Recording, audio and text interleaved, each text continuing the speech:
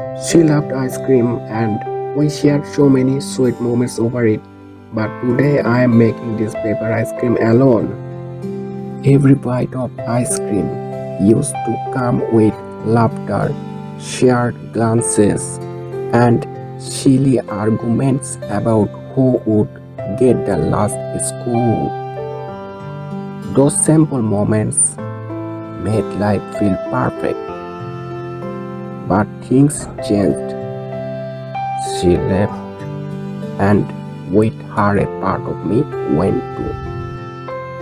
As I fold this paper, shaping it into an ice cream cone, I remember those days, carefree walks, melting ice cream dripping down our hands, and the warmth of her smile.